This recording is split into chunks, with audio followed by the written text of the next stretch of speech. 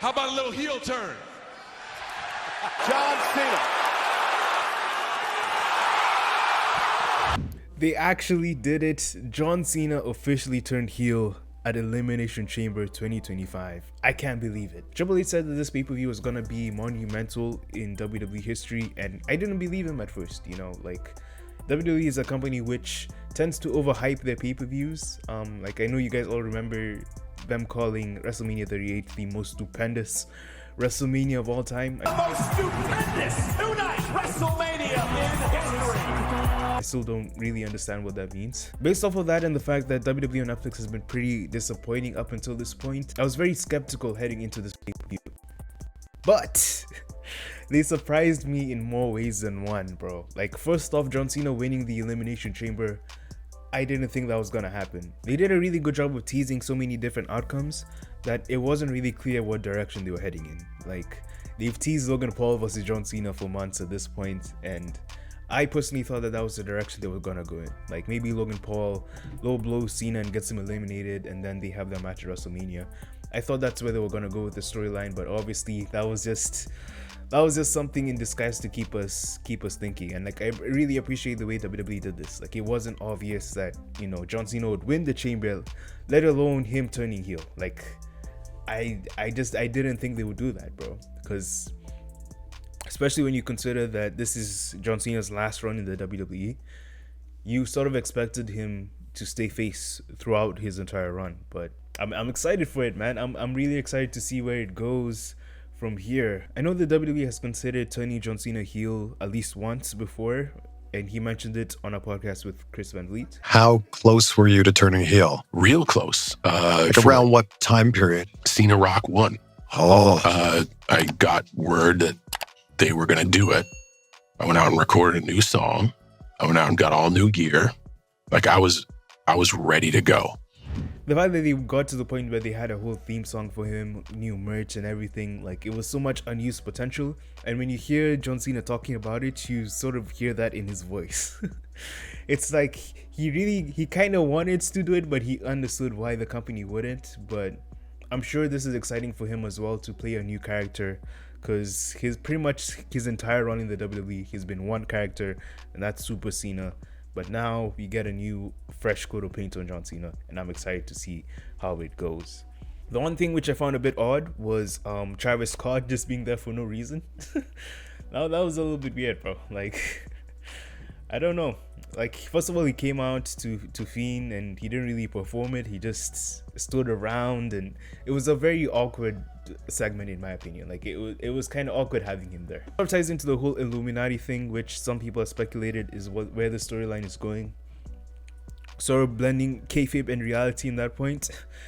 Because, I mean, people have speculated for a long time that John Cena, like, sold his soul after, you know, the Grammys thing where he was naked.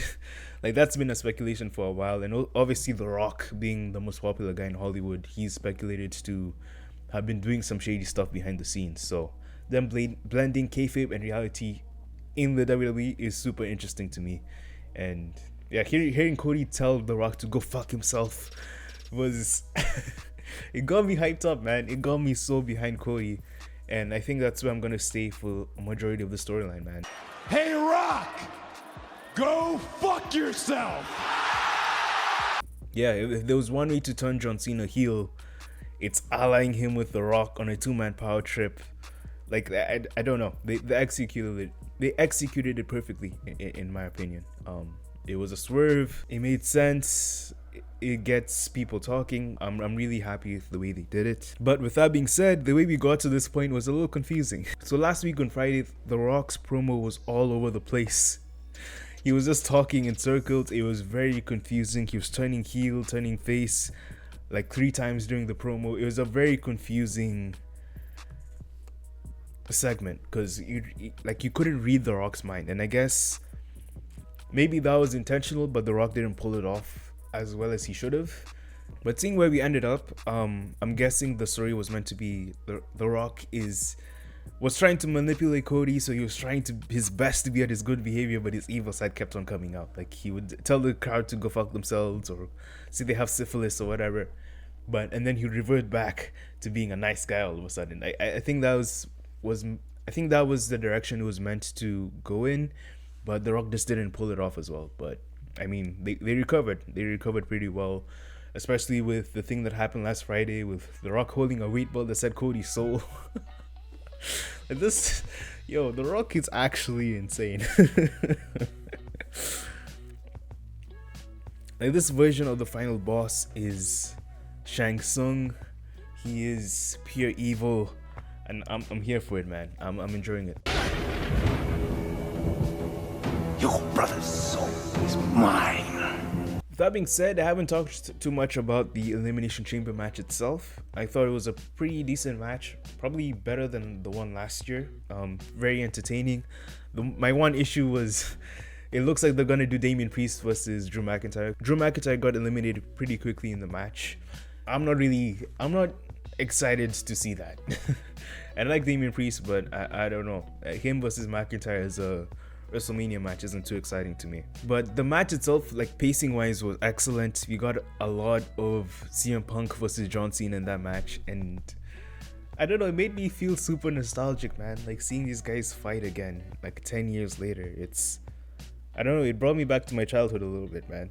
I started tearing up watching them go at it, and all the moves were super fluid. They didn't botch anything. Like, I don't know, it made me proud. It made me nostalgic seeing them wrestle again. CM Punk eliminates both Logan Paul and Seth Rollins with help from John Cena, and later on gets eliminated by John Cena through help by Seth Rollins.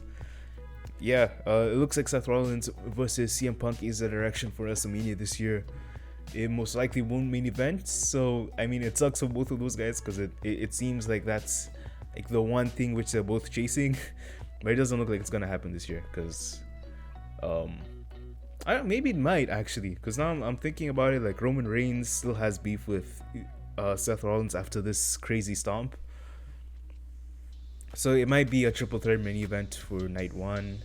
But then I don't know, it'd be weird to have Jey Uso versus Gunther in the mid card. I don't know, but I'm looking forward to that as well. John Cena wins, taking advantage of Seth Rollins' interference, and yeah, honestly, a great chamber match, man. I not too much to say on that.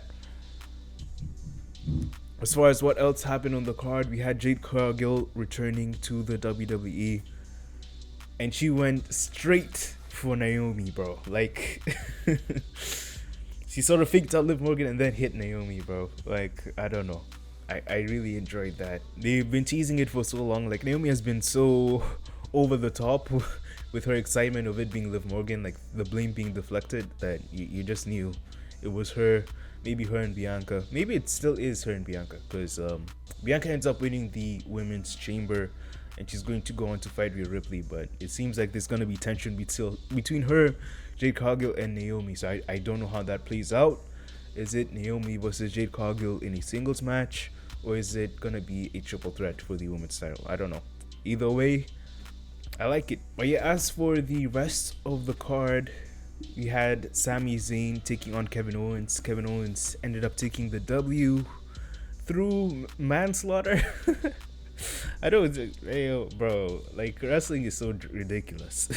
But anyways, Randy Orton returns to fight Kevin Owens. It looks like that's the direction for them at WrestleMania, and I don't know, but Sami, it would make sense for him to skip WrestleMania just due to injury, but we'll see what happens with that. But overall, man, I've been very disappointed with WWE since they moved to Netflix. It's been honestly very boring, bro. Like, there'd be like 1 or 2 clips which make me want to watch the show, but apart from that, like, I haven't watched like a single Raw SmackDown in full this whole year. Like, it's just hasn't been very entertaining. But hopefully, you know, since we're past Elimination Chamber and these only a couple weeks to WrestleMania, hopefully we start getting some gas in the fire and they build up a great WrestleMania 41, especially because they're charging like $1,000 a ticket. Like, the prices on WrestleMania this year are, I don't want to say extortion, but you know what I mean. I wouldn't pay that. I would not pay that. But yeah, let me know what you guys think about the direction for WrestleMania 41. Are you excited? What do you think of the final boss, the evil final boss?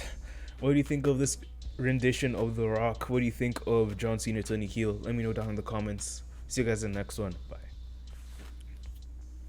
Okay, so I quickly want to address that, I haven't uploaded on this channel for like 4 months, and there's a couple reasons why. One, I'm getting cooked in university right now. I'm still getting cooked, but I needed to talk about this.